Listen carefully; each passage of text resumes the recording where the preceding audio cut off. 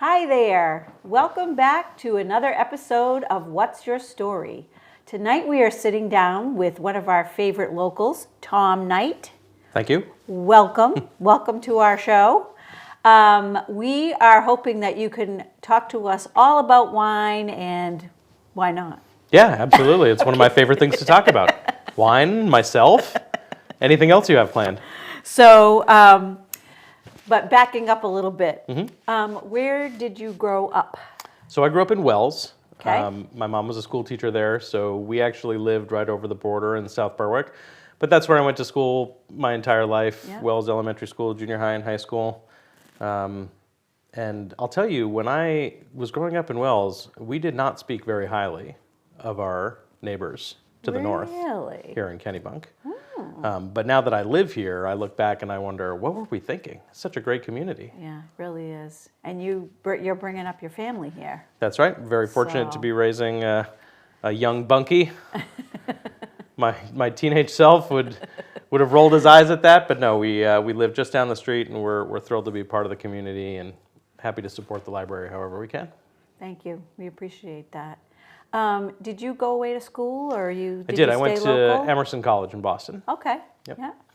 So I moved away from home at 18, went to school at Emerson, lived away for a long time, and just moved back in 2020. Yeah. What'd you study at Emerson? I studied theater with a concentration in acting and a minor wow. in art history. Have you been in any shows, plays, movies? Not in quite some time. Yeah, so I always wanted to do, I grew up in the theater program in Wells High School, and I had a really supportive drama teacher there who got me involved in professional theater outside of school from a young age.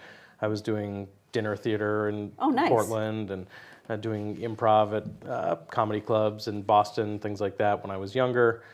So I always wanted to pursue comedy. That was kind of my intention. So after college, I moved to Chicago and enrolled in a conservatory program at the Second City Theater, which is out there. And then I worked for the theater for a number of years and just had a great experience out there. Good for you. Have you ever thought about getting back into that at all, or? No, as a matter of fact, I find myself so traumatized by my time in comedy clubs that I try not to even be funny in my personal life anymore.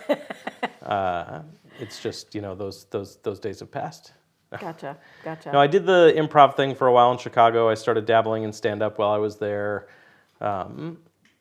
I moved away from Chicago a little sooner than I had intended to. I kind of chased a girl back to New England, and it didn't really work out.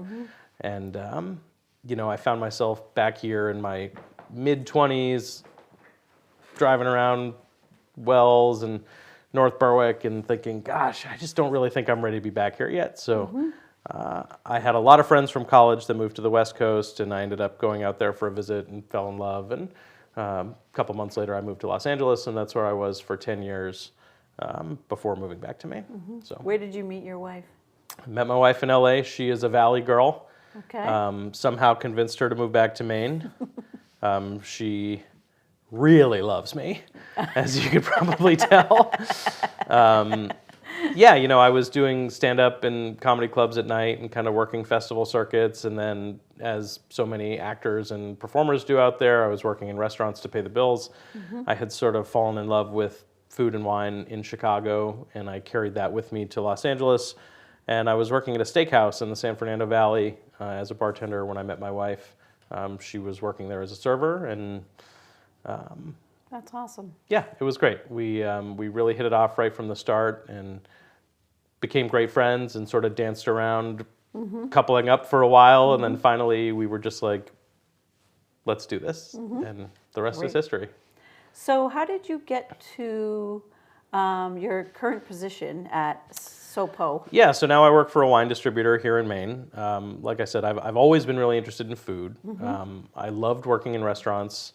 Some people do it just to pay the bills, but I really fell in love with restaurant culture, with food of all sorts, and because the restaurant where we were working in LA, it was a chain steakhouse, but we had a pretty strong wine program, mostly New World, mostly California, but quite a few. We had 100 wines by the glass, and wow. Another 300 or 400 by the bottle. So it was a big program, and I've always been the type of person who, if I'm going to do something, I want to do it right. So instead of just memorizing 1 or 2 wines to sell to every table. I really dove in.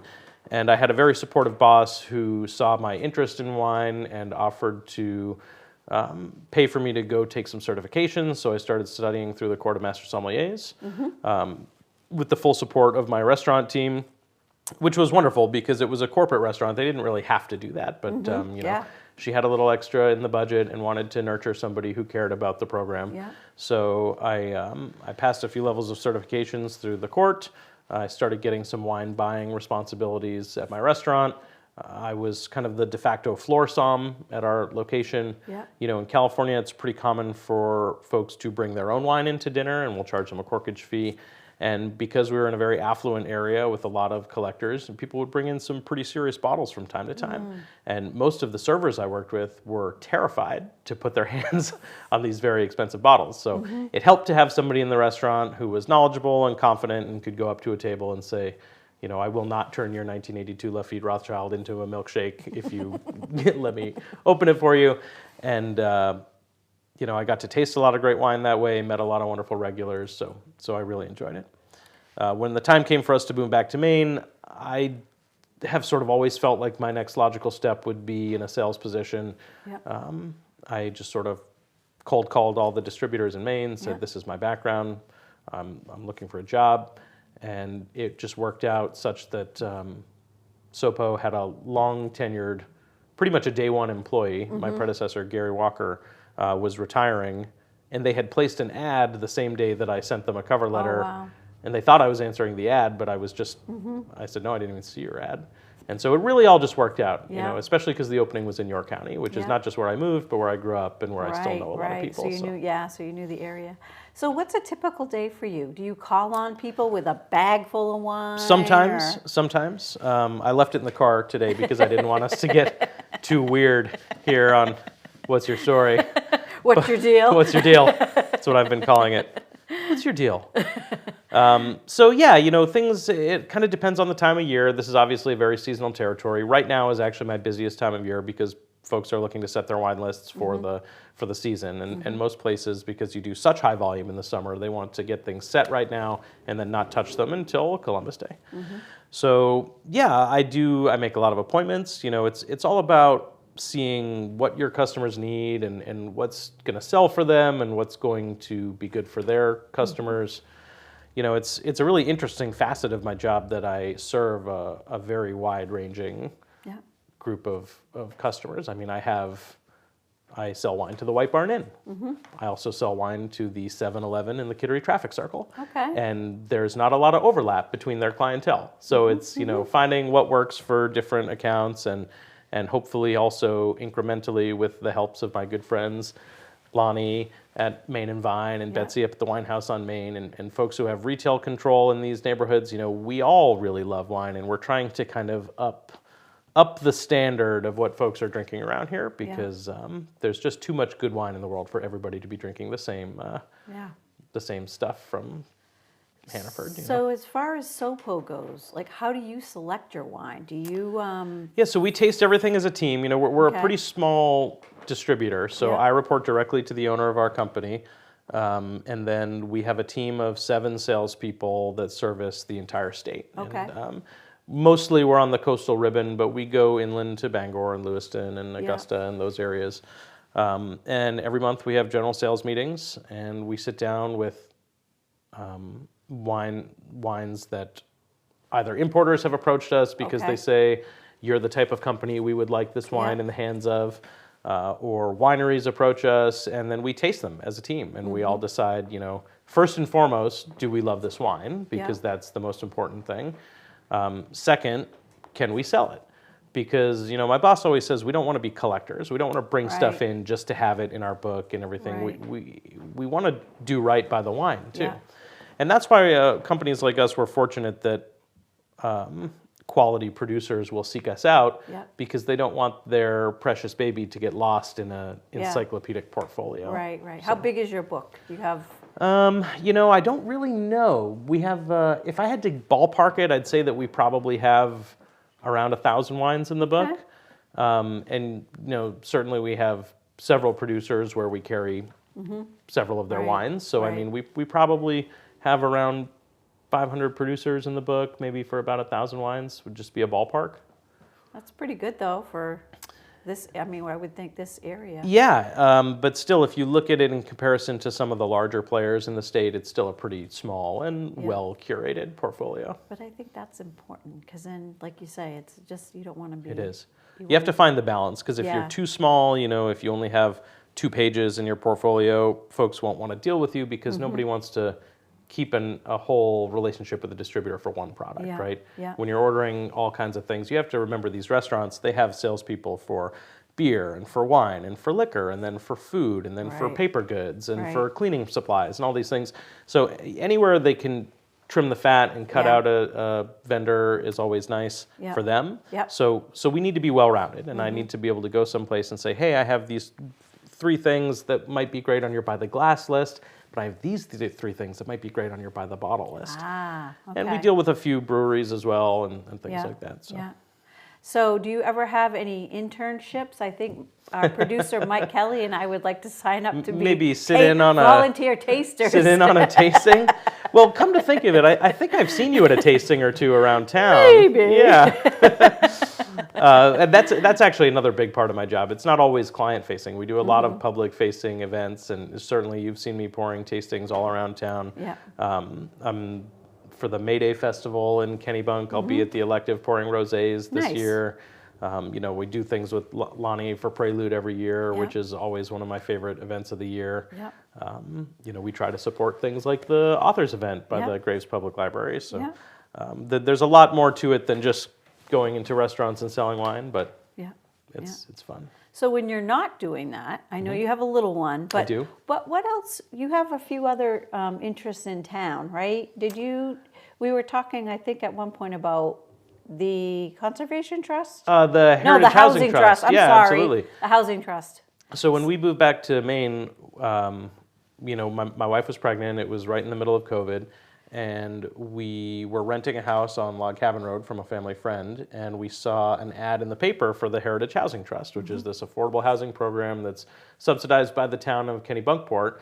That's their ultimate goal is to create a number of houses that were young families and folks who work in town, and maybe elderly folks who are otherwise priced out of living in Kennebunkport can afford to live here.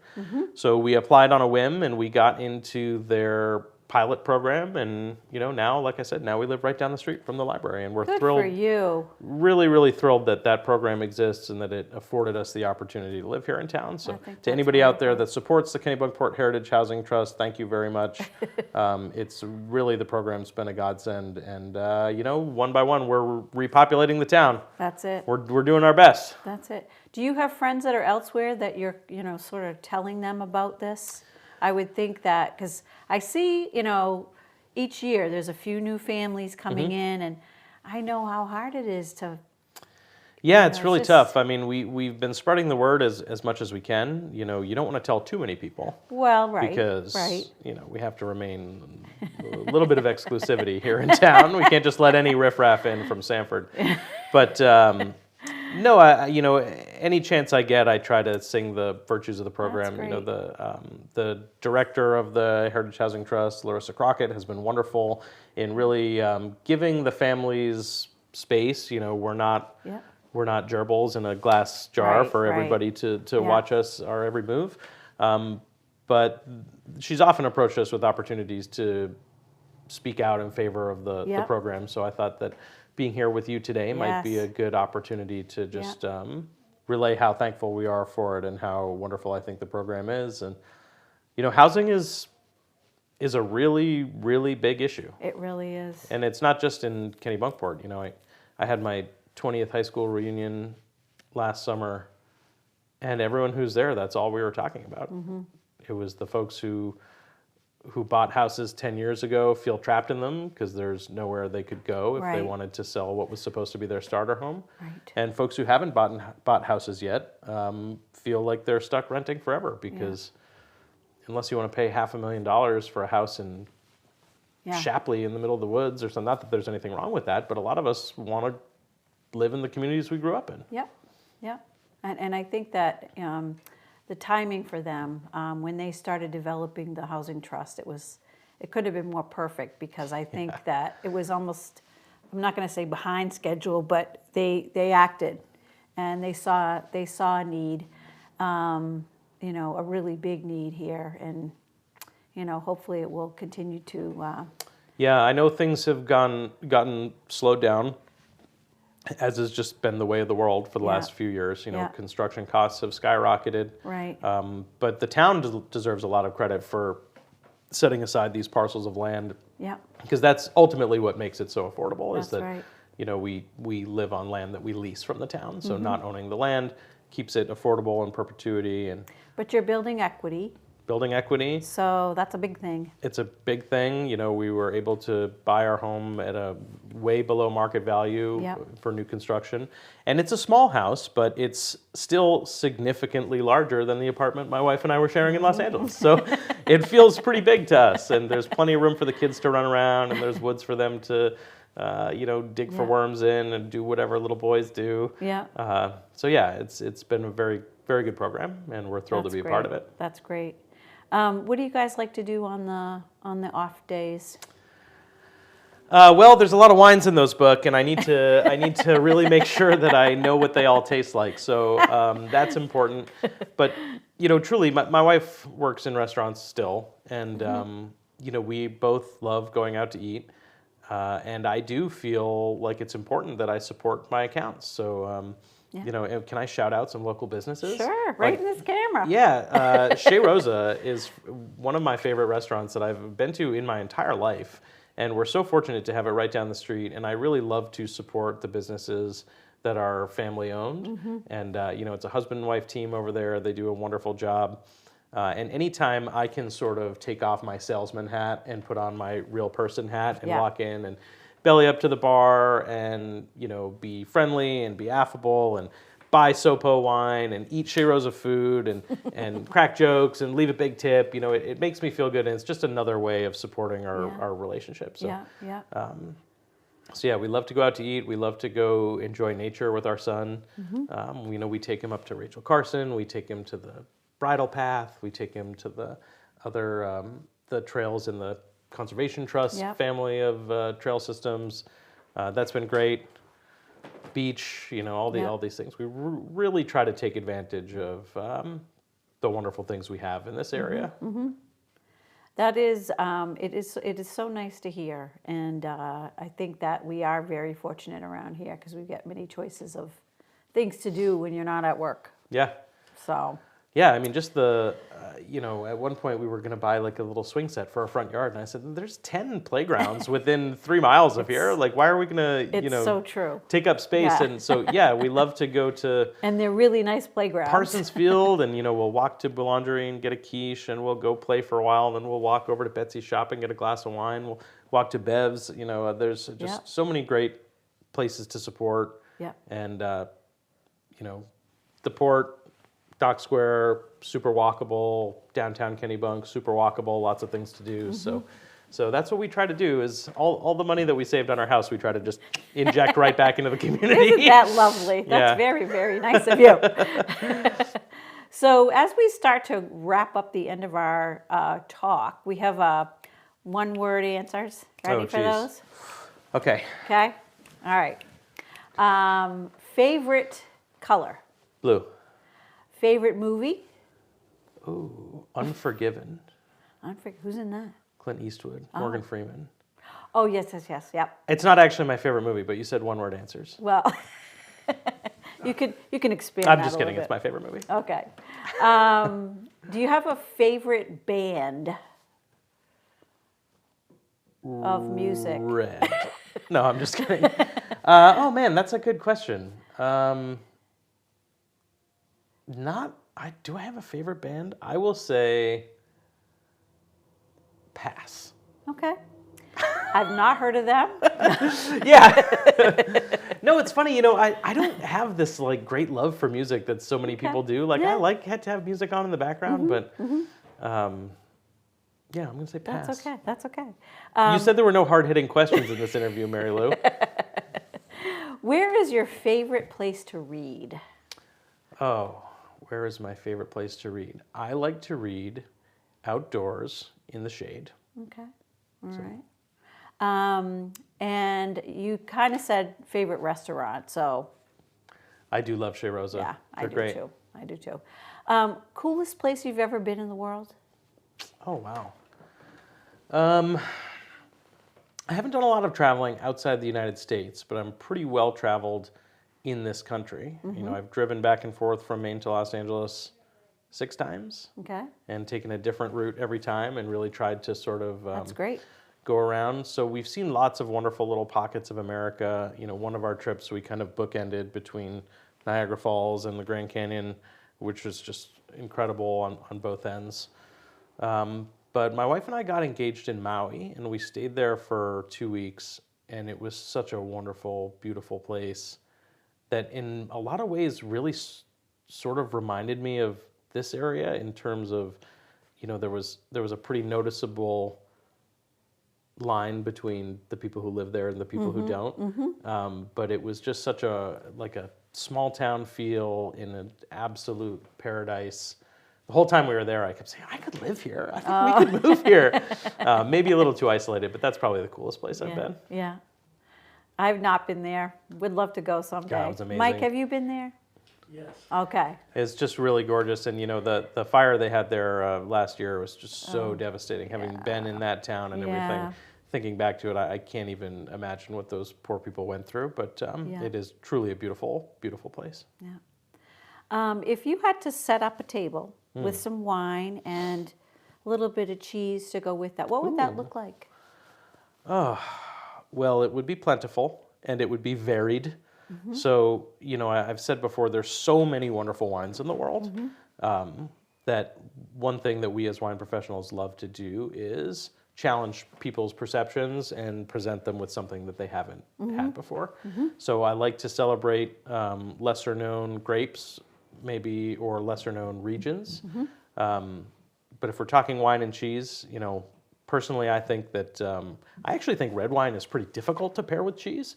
So I would put probably more whites on the table. Yep. Something really crisp and clean and high acid with maybe like an aged cheese. Maybe something, bubbles with decadent, creamy like Brie Sauvignon or Brie or something like that. Something, you know, always needs decadent bubbles. Yep. But maybe not champagne, maybe something a little lesser known like Cremant de Bourgogne or Franciacorta from Italy, something like that. So if I were to set up a wine and cheese table in front of you, it would look exquisite. Okay. And it Love would be that. full of delicious and wonderful things.